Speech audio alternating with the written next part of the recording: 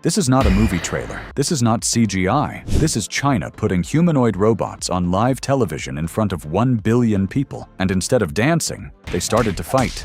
In any other decade, you'd dismiss this as visual effects, but it's not.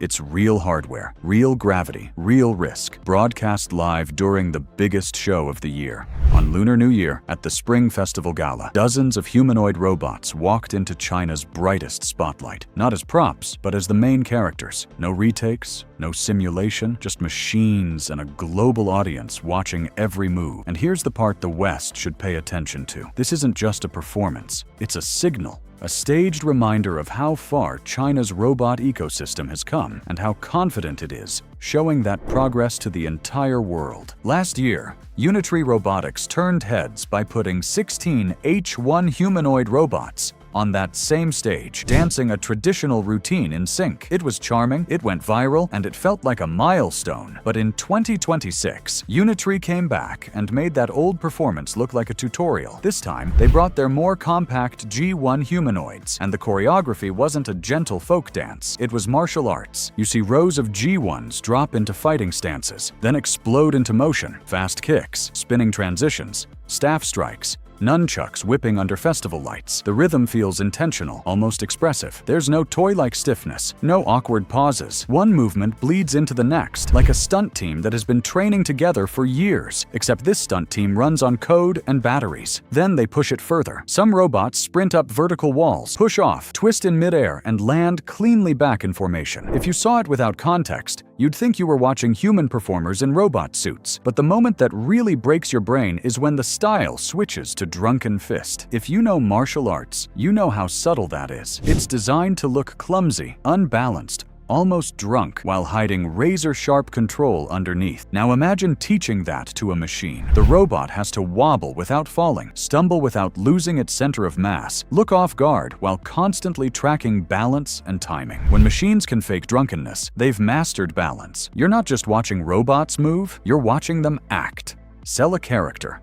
embody a fighting style, turn chaos into choreography. And then Unitree plays a different card, Symbolism. Their larger H2 humanoid appears dressed as the Monkey King, one of the most iconic trickster heroes in Chinese mythology, riding on top of a quadruped robot dog styled as his legendary Cloud. The H2 twirls a staff, performs a sword sequence, and offers blessing gestures to the crowd, even interacting with children on stage as if it were just another performer in the cast. Folklore, national pride, and cutting-edge robotics, all in a single scene. The message at home is clear. These machines aren't just tools, they're part of our story. But the most revealing part of this whole spectacle happens off-stage. Unitree released rehearsal footage from their training facility, and what you see there looks less like a show and more like a swarm test. A huge hall, the floor covered in a grid. Dozens of G1 robots stand in formation, aligning themselves before any dramatic moves begin. Each unit is essentially asking, where am I? Where are the others? How much space do I have? That grid isn't there to look futuristic. It's there because you're about to send a crowd of autonomous machines into high-speed routines, inches away from each other, and collisions are not an option. This isn't about one impressive robot. It's about many acting as one system.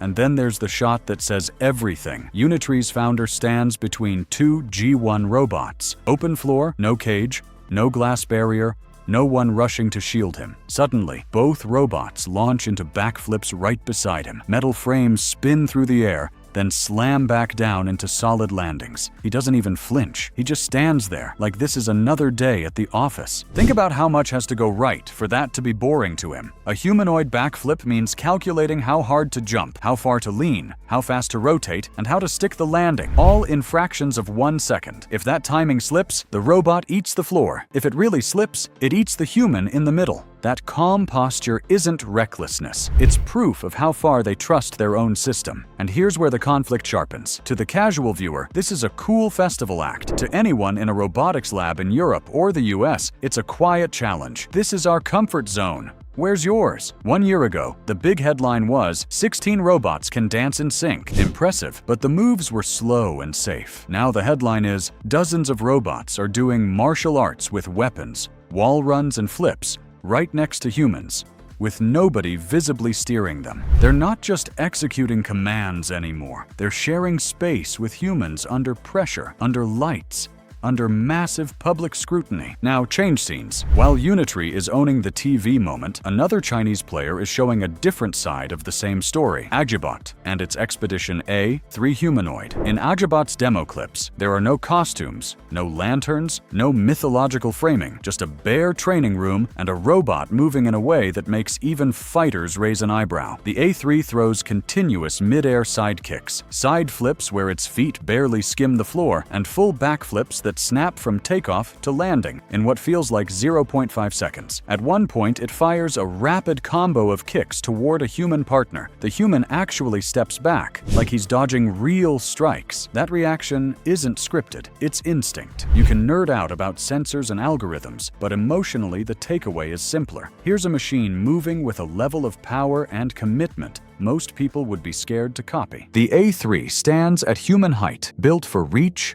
stability, and aggression. It doesn't just replay a recorded animation, it adjusts as it moves, reacting to the floor, to its own momentum, to tiny changes in position. This isn't animation, this is a machine making split-second decisions mid-air. Now put these threads together. On one side, robots wrapped in culture, Kung Fu, Monkey King, national television. On the other, stripped-back training footage of a robot that kicks like it means it. Both point in the same direction. Humanoid robots are stepping out of the lab and into public life, as performers, as symbols, and soon as workers.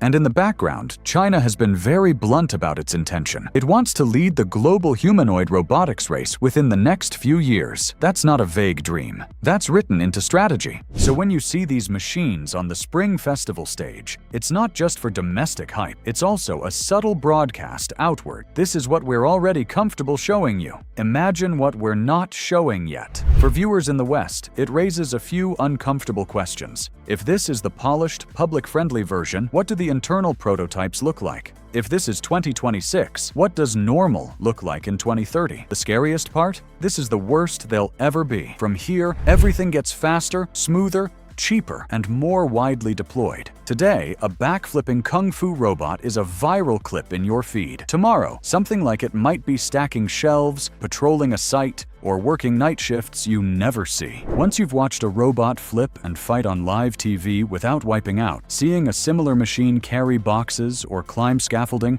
doesn't feel like science fiction. It feels like an overdue product rollout. That's the real shift happening. The line between robot as spectacle and robot as infrastructure is starting to blur. The stage is just the first place we're being trained to accept them. For China, putting these robots under festival lights is both a flex and a rehearsal. For everyone else, it's a preview, a kind of public beta of a future where these machines are no longer rare, just part of the background. So the next time you scroll past a clip of humanoid robots doing Drunken Fist, wall runs, and sword routines, you can laugh, be impressed, or roll your eyes, but you probably shouldn't be asking, is this real, anymore. The better question is, how long until moments like this stop being the main event and start being just another normal thing happening in the corner of your screen?